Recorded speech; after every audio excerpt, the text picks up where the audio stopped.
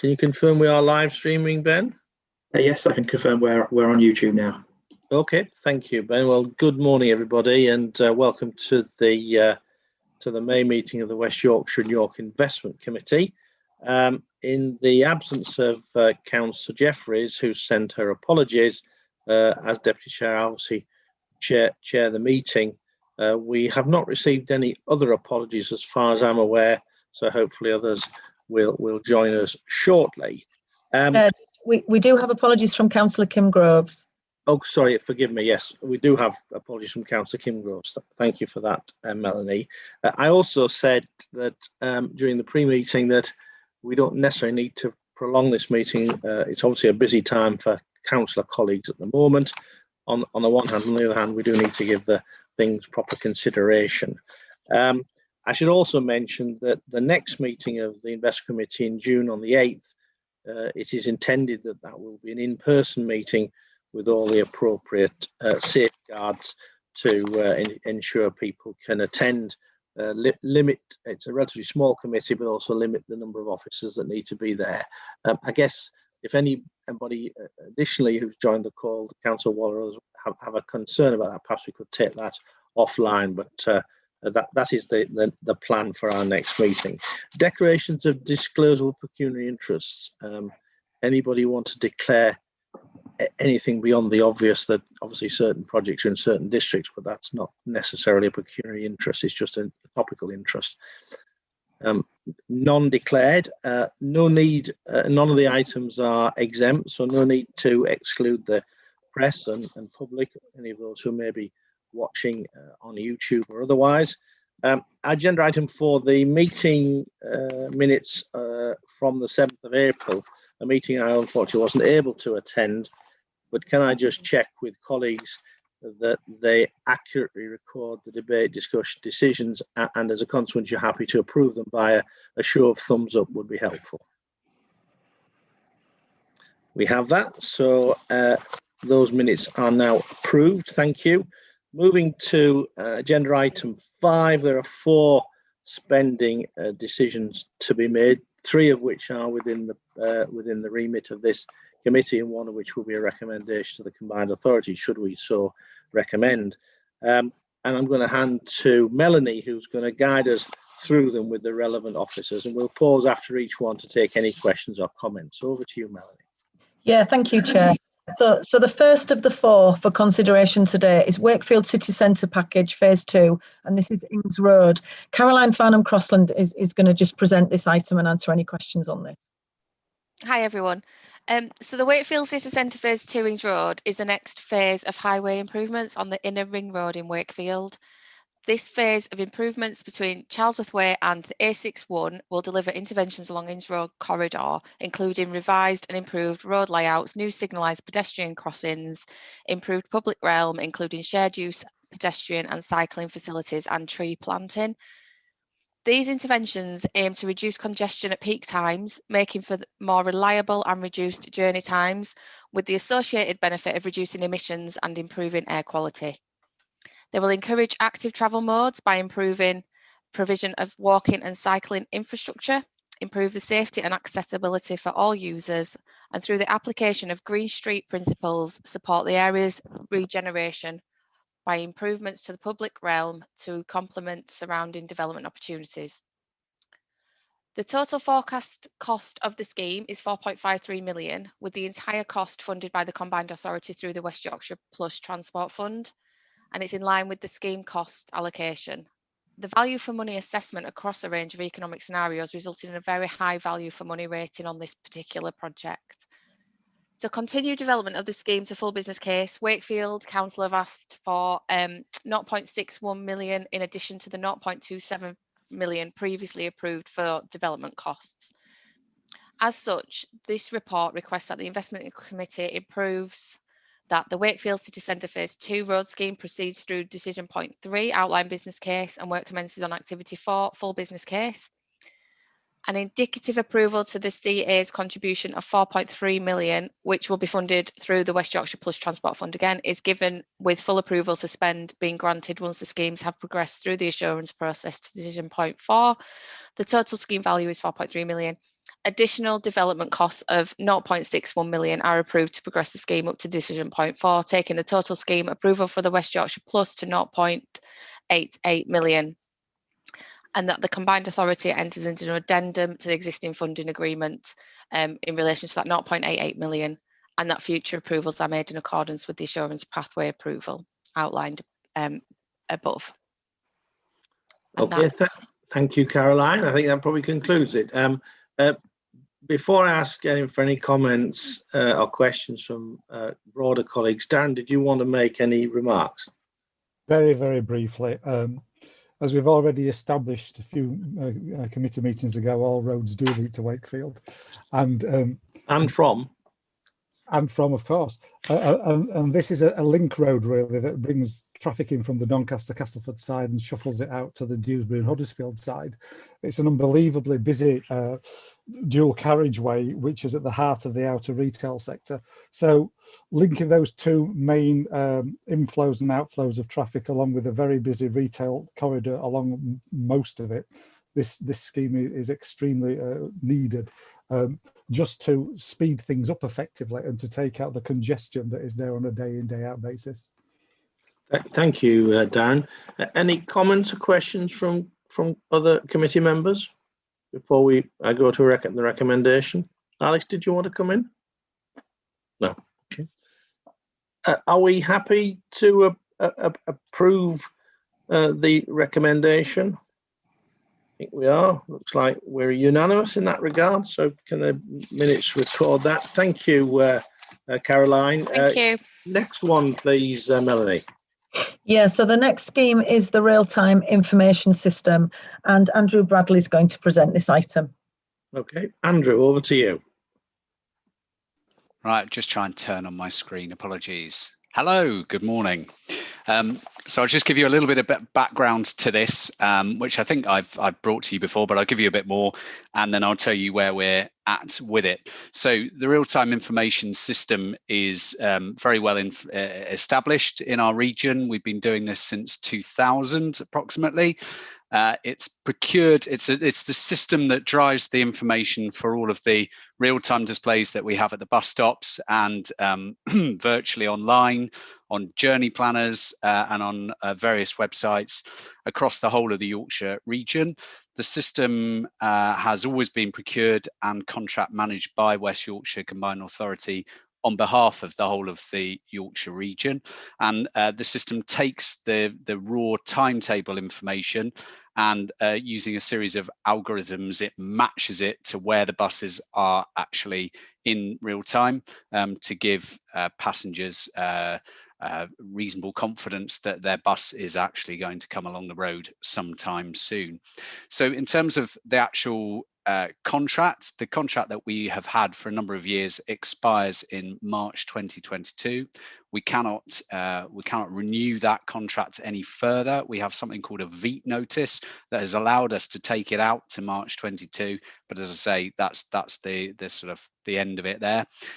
Currently, the system is powering about 2,500 or slightly over that displays across the region and web feeds, and we have about 3.7 million uses of the real-time feed per month across Yorkshire.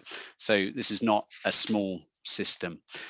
In terms of the outputs and benefits of the system that this drives, aside from the clean growth and the 21st century transport objectives that we have, in terms of inclusive growth and in terms of recovery, this really is key to trying to get people back onto public transport after a period when we've really struggled with that, frankly, and we continue to struggle with that. And that public trust or that public confidence in the system is really important. And to that extent, in recent times, we've been making investments in the system so that it not only tells you when the bus is coming, but it can also tell you how full the buses are as they're coming along the road. And that is a definite additional benefit in terms of this. If we don't have the system, for the avoidance of doubt, the displays that we've invested in on streets will be blank. So just so we're clear on that, if you take the system out, you can't show any of the information. In terms of risks, we have proceeded through a procurement process following a period of pre-supplier engagement that we went on for several months beforehand. That procurement is completed now. We had 4 bidders into the mix for that procurement process. 1 failed the initial mandatory or pass-fail requirements to that, so that left us with 3. Subject to due diligence and internal approvals, we do have a preferred bidder now. I'm unable to share details at the moment as the tenderers have not yet been informed, which is right and proper, because we've got to go through our decision making, as have South Yorkshire PTE, as have City of York. The total cost of the contract is expected to be in the region of £830,000, which is well below the pre-tender estimates that I have shared previously. And that's for a period of 4 years from 1st of March 2022, when the current system expires. The successful tender offered the most competitive price and also scored most highly on quality. We're intending that internal approval will be secured certainly by the end of May. We're hoping by the 21st of May. And if we do get that approval, we can commence towards the 10-day standstill period, which would allow us to award from the 2nd of June 2021 if we don't receive any further challenge. Further detail can be provided to the investment committee once the award letter has been released to the tenderers. But I'm quite happy to answer any questions that you might have about the system and seeking approval to move forward with award. Thank you. Thank you, Andrew. Before I bring in Andrew Waller, I just wanted, perhaps if I may ask just a couple of process questions. You did say the award of the contract from the 1st of March 2022. Did you mean the 1st of April, or is there a necessity for an overlap? And secondly, not that I'm IT literate when it comes to these things, is to what extent do things have to, do they need to run in parallel, or is it such that you can switch one off and switch the other on, such there wouldn't be a breakdown in service to the travelling public? So I'll perhaps hold that question and I'll go to Councillor Waller, who may have a more detailed question, and perhaps we can take all the questions in the round. Councillor Waller. Thank you. Can you hear me? We can. Right. Good morning. Andrew may be familiar with this. Will this overcome the bus event horizon? That buses seem to be getting closer, and they're always 2 minutes away, 1 minute away, and then they never actually arrive. Will this overcome that issue? Sorry. Okay. Perhaps just hold that question. We'll just see. Any other colleagues want to raise any other questions at this point? There may be some may come out of the answers. Okay, Andrew Bradley, back to you. Yeah, no worries. Thank you, Roger. So I should have been clearer, really. The work will need to commence to implement the new system from the 1st of June. So that is when the contract in effect starts. The 1st of April 2022 or 31st of March is when the old system will be switched off and the new system will be switched on. So we've got that period of time for the crossover, if that makes sense. In terms of the bus event, can I just check? And in terms of these sorts of things, recognising we've got 2,500 displays and the importance to the travelling public, who will be probably more travelling much more hopefully than they are now, that's sufficient to mitigate against the risks of switch off and then switch on doesn't happen? I am very confident that that is sufficient. Okay, thank you. We won't hold you hostage to fortune, but you are close to it, and our job is to make sure that ultimately the travelling public get what we can, the best we can do for them. So yeah. To Councillor Waller's question. I think we sometimes call this ghost buses, don't we? And I don't mean the ghost buses that go around York. They're something completely different. So they're very dirty buses. They are. We don't like those. Sorry, personal opinion. In terms of the in terms of this bus event horizon that Councillor Waller mentions, it's a really valid point.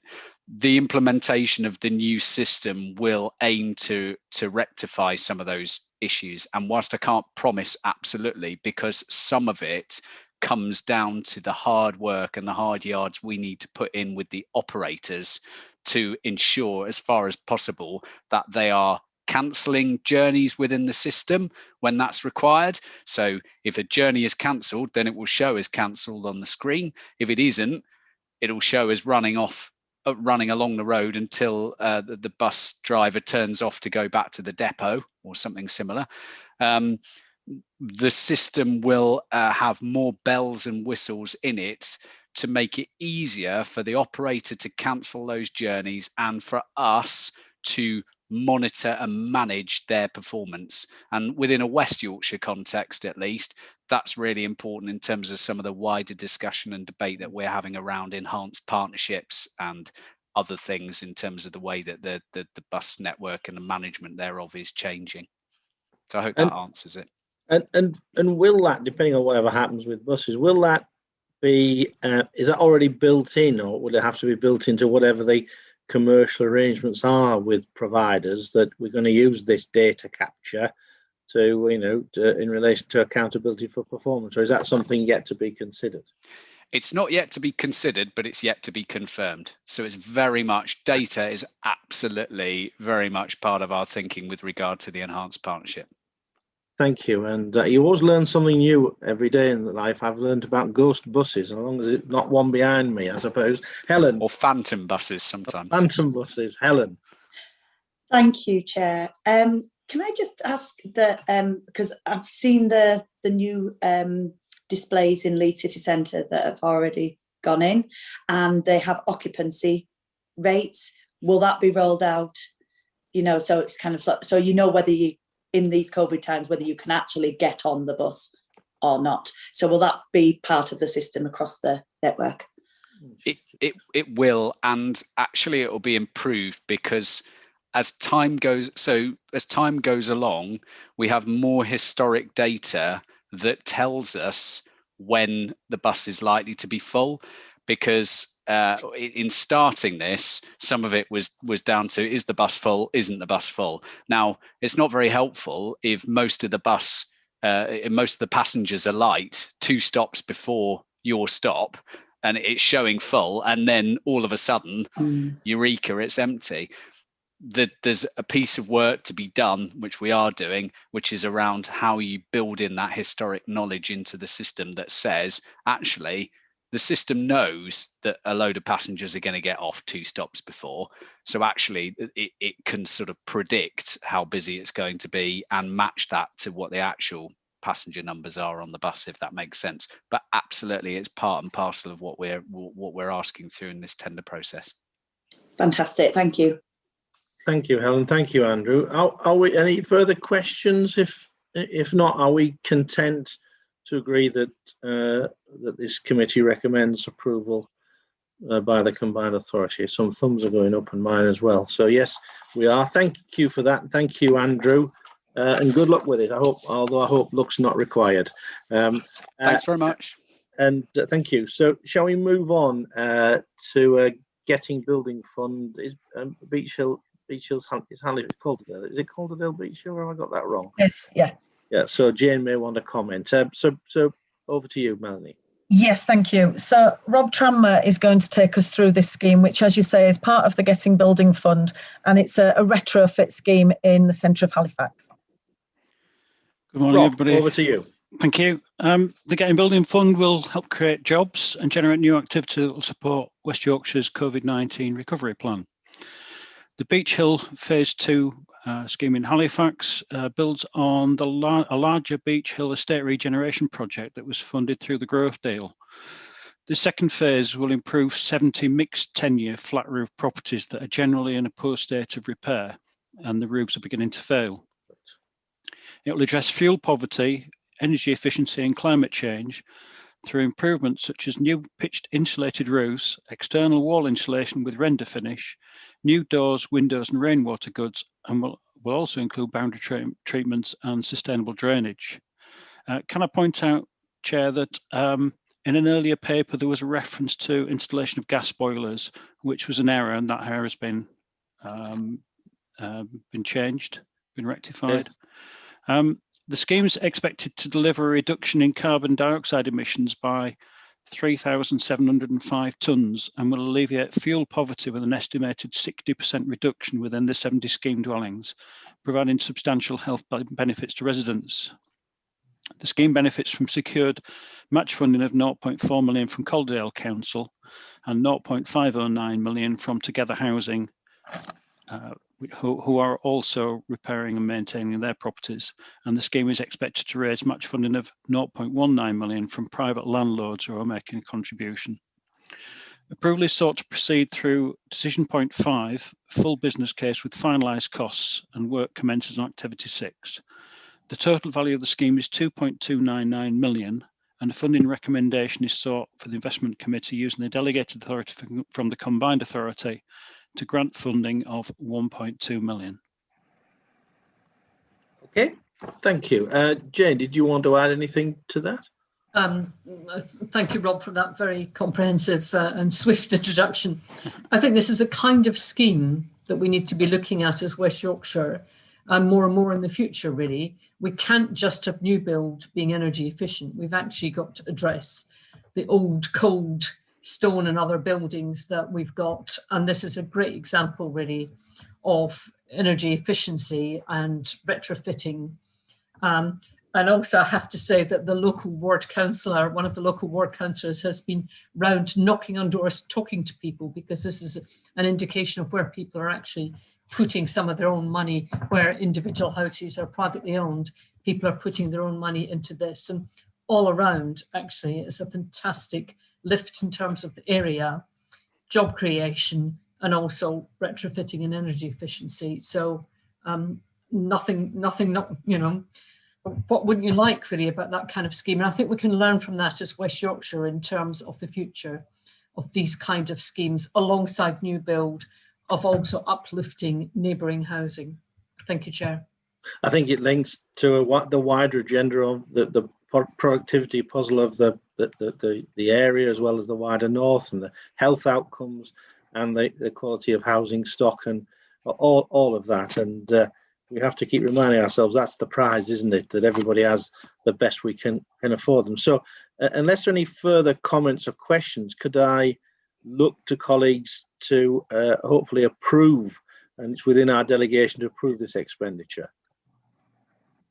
Thank you very much. Approved. So the last one, which is about continuing the development of a project, not necessarily having got funds allocated to it, but I think it's important that we, in the words of the apocryphal, be shovel ready as much as we can, even perhaps if the funds aren't quite there. But by way of introduction, over to you, Melanie, and I guess it's going to be James who's going to be taking this one through. Melanie. It is. Thank you, Chair. And as you say, that this is a proposal to fund the development costs of this scheme. We don't have the funding in place to deliver the scheme in its entirety, but we are continuing with the development of the scheme so that we have shovel-ready schemes when funding does become available. So James Bennett is going to take us through the scheme overview and answer any questions.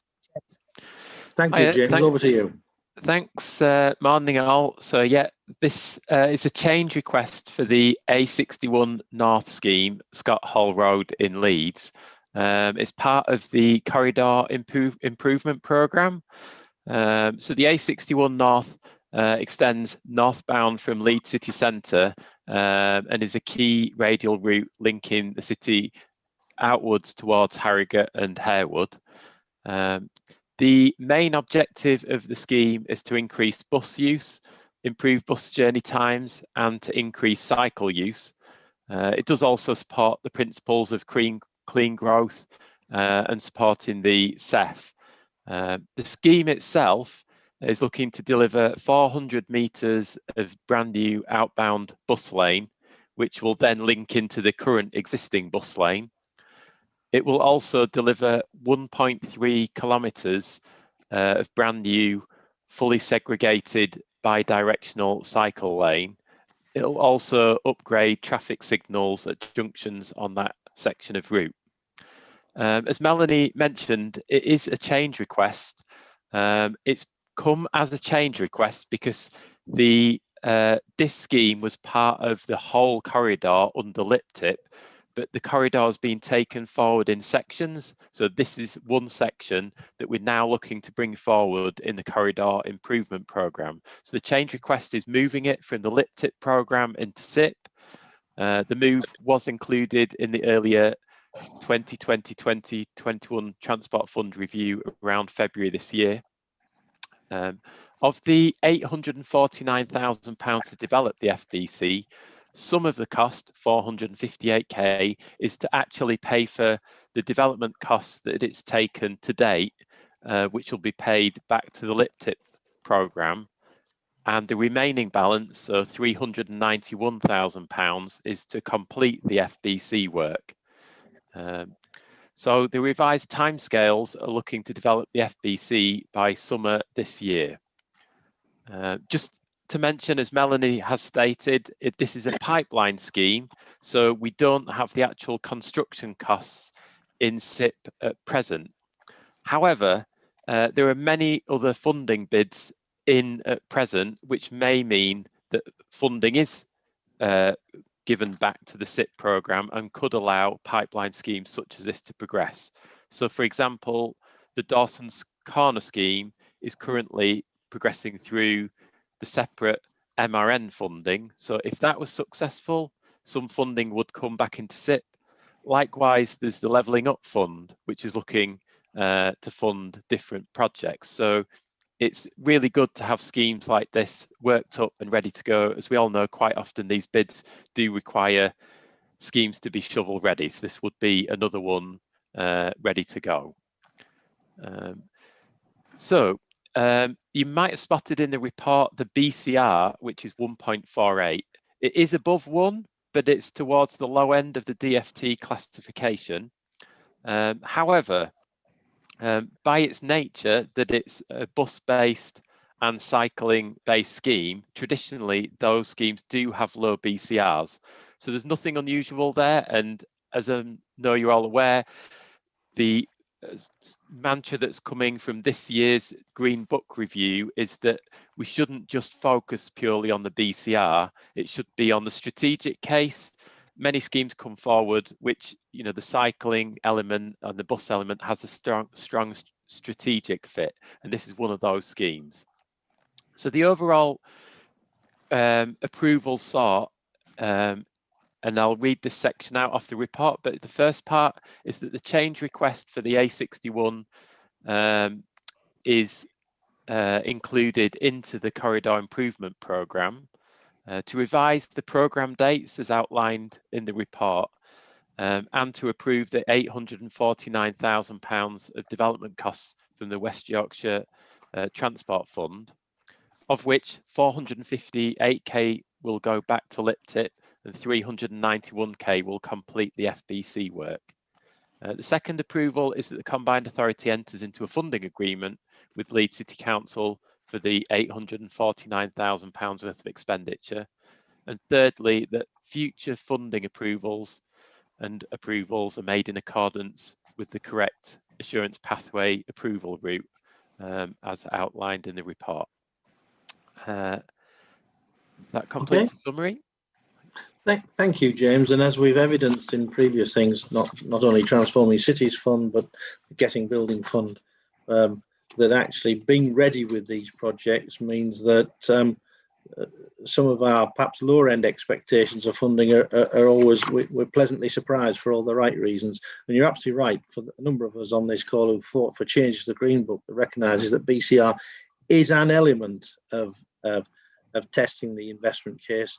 But that we also realise how that's polarised investment from regions away from ours, regions away from the likes of ourselves and the wider north as a result of that aspect. So any comments from colleagues before I look to your views on whether we are happy to approve the investment? So any comments from colleagues? Yes, Helen. Yeah, sorry. You know, we're obviously really supportive of this because it really feeds into our aspirations to, making public transport and cycling and active travel, especially in this very, very industrial and kind of built up area of the city. And there's planned, there is an active travel neighbourhood and more planned as well. So it really fits in with that aspiration. So thank you. Thank you, Helen. Forgive me, I should have invited you in to comment. That was an error on my part. No, it's fine. Certainly no discourtesy was intended.